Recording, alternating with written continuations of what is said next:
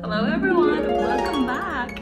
If this is your first time here, my name is Andrea and I am a dietitian. Okay, so I have a very fun video for today. So,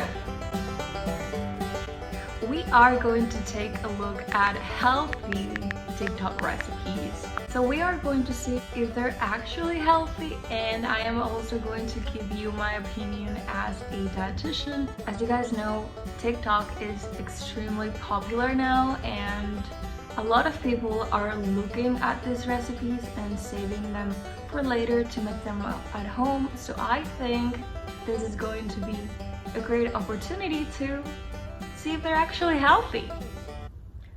But before we start, I need to ask you a really important question. What do you think about my t-shirt? There's sushi! Wow!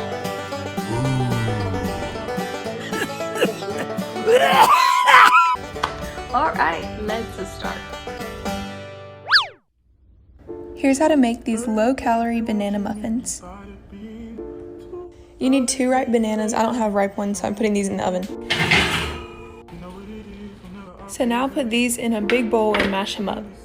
Add in 1 egg, 1.5 teaspoons of vanilla extract, 1.5 tablespoons of light brown sugar, a tablespoon of granulated sugar, half a teaspoon of cinnamon. Now mix this all up. In a separate bowl, add 3/4 cup flour, half a teaspoon baking powder, a 1/4 teaspoon salt. Now mix this all up. Now slowly add this mixture in. Lastly, mix in a tablespoon of unsalted butter. I sprayed my pan and I'm putting these into 6 cupcake molds. Now we bake them at 350 until they're done. Alright. I mean, these are better than industrial muffins that you would buy at the store. However, they're not very healthy. Don't worry, I'm not gonna get too technical here. It's just that I need you to have a general understanding. Otherwise, the things that I say make no sense. And if you don't know what fructose is a natural sugar found in fruit, sugar beets, corn, and honey. When fructose is combined with glucose, another natural sugar, it forms sucrose or table sugar. Fructose can also be found in high fructose corn syrup, which is often used in sodas and other sweetened beverages, as well as candy, processed baked goods, and condiments. Since fructose is mostly synthesized in the liver, it can be quite problematic, and in fact, it's the #1 leading cause of fatty liver. It's true that alcohol can cause fatty liver, but fructose is 10 times even worse. And where it says that hepatic metabolism of fructose favors lipogenesis, this means fructose will increase fat storage and adiposity, meaning weight gain. But not only that, fructose can also increase bad LDL cholesterol. This study shows that rodents were fed fructose for 8 weeks. And keep in mind, there was no change in calorie intake. Remember, I always say calories are not created equal. Each food affects your body differently. It's true that any calorie from a food supplies a set amount of energy, but once eaten, things become more complicated. Well, in just 8 weeks, rodents gained more weight compared to those who were fed sucrose. As if sucrose, which is regular table sugar, wasn't bad enough. So imagine. It also showed that fructose led to a buildup of fat, mostly around the belly area. Remember that belly fat people can't get rid of? Yep. And obviously, fructose increased triglycerides and cholesterol levels. But this is not new. If you have studied human metabolism, you know fructose can build new fat cells like no other, especially around the important organs such as the heart, liver, and other digestive organs in just a few weeks, plunging you into the early stages of diabetes and heart disease. Fructose consumption is correlated to so many health problems such as oxidative stress, impaired metabolism, clogged arteries and high LDL cholesterol, weight gain and obesity, diabetes and insulin resistance, and heart as well as liver disease. This doesn't mean you have to avoid fructose at all costs. I am talking about excess fructose or the combination of carbohydrates. Remember, fructose counts as carbohydrate. So again, what worries me? The combination of protein, fat, and carbs.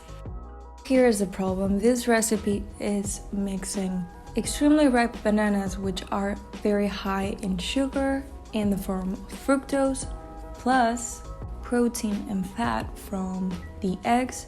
Then she added more sugar because those ripe bananas didn't have enough sugar.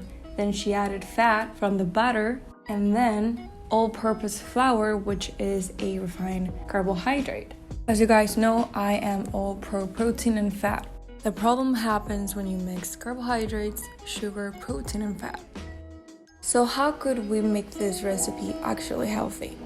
Instead of using white flour, use almond or coconut flour, which are lower in carbs.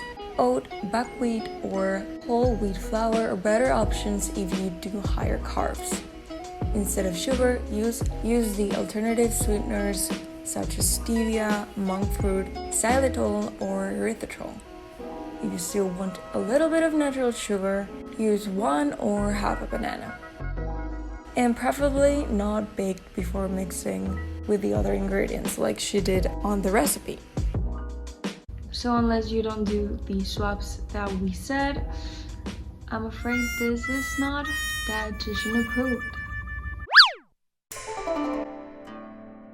Oh, this one looks good. Okay, you have to try these 4-ingredient zucchini pizzas. So first you're gonna cut it down vertically, then gut out the insides. Then you're gonna put a little bit of the cheese down first, then the pizza sauce, then you're going to put some turkey pepperonis down, and then the rest of the cheese. This one is perfect. Wait, hold on.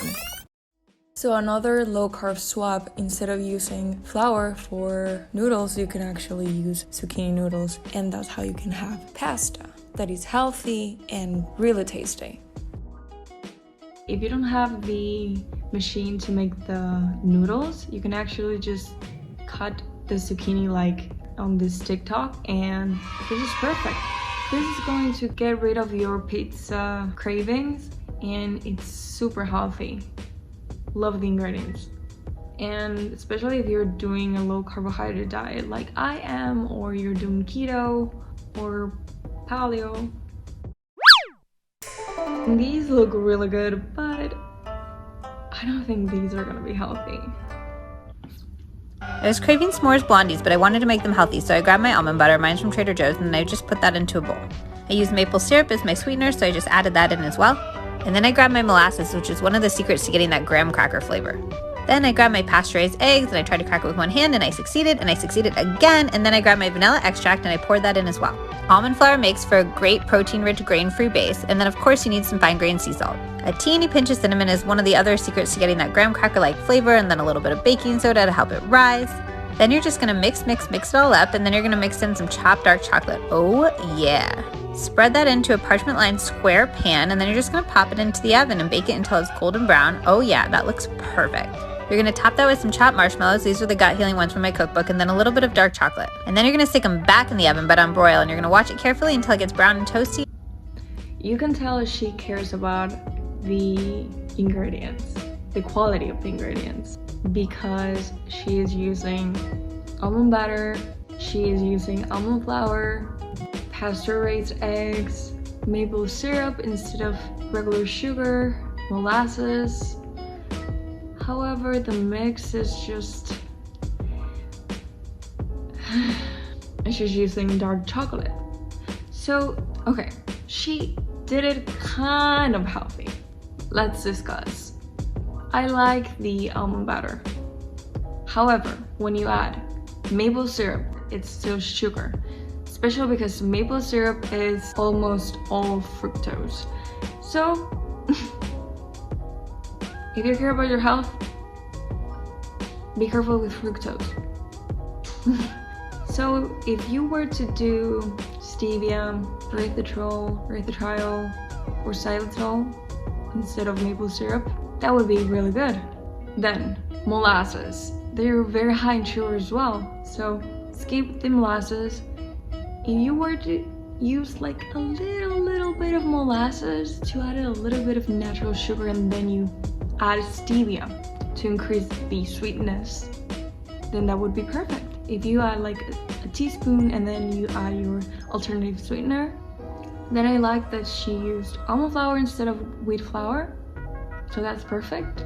You don't have to do almond flour, you can do coconut flour if you want. Pasture-raised eggs, that's perfect, but not when you do maple syrup, because if you do protein and then fructose or sugar in general with protein and fat will lead to heart disease, because it will clog arteries, oxidation, diabetes, so many health conditions. So sugar or carbohydrates with protein and fat, be careful with that. I think I've said that enough times. Oh wait, marshmallows. Don't do marshmallows. They're not healthy. They have sugar and carbohydrates, and they always have other ingredients, not healthy ingredients. So yeah, skip the marshmallows.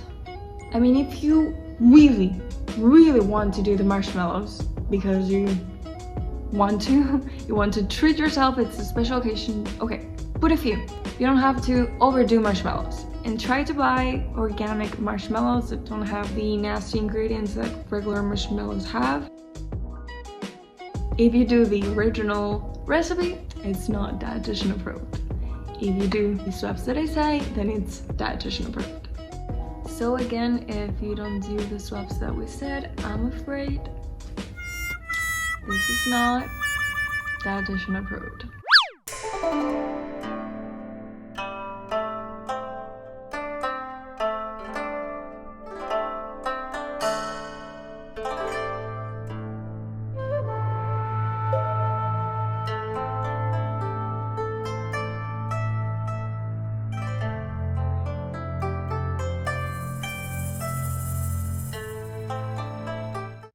The same concept as recipe 1 applies here. It will depend on how ripe your bananas are and the quantity you ingest.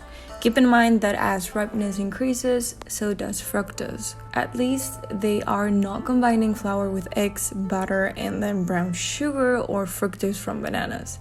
But I'm concerned about the flavored yogurt on this recipe. As you guys saw, they're using yogurt. Yogurt seems like it's yogurt with added sugar, because usually yogurts that are flavored are probably gonna be really high in sugar. And actually, if we look at the sugar content from the banana and the yogurt, most probably it's gonna be almost equal to regular ice cream. If you're gonna do this, yes, do bananas, but not ripe bananas. And if you're gonna do yogurt, use plain yogurt. And then if you want to add a little bit of blueberries or stevia or any other alternative sweetener. But yeah, this is kind of dietitian approved. Wait, hold on. It depends on whether you are doing flavored yogurt or using too many ripe bananas. It depends on whether you're trying to lose weight or not. And of course, how much fructose or carbohydrate you eat. It's not all about losing or gaining weight. Again, it's about preventing diseases. So unless you don't do the swaps that we said, I'm afraid this is not dietitian approved. So yeah, that's everything for today, and stay around. Don't forget to subscribe, because I'll see you on my next video. I'll see you guys very soon. Bye.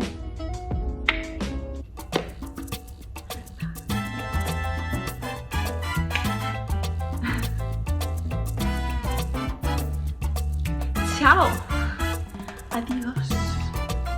Bye.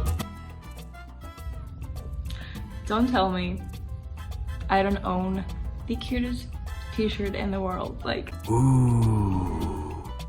I think this one is probably my favorite. It's such a cute t-shirt. Ooh. Okay, should I stop talking about my t-shirt?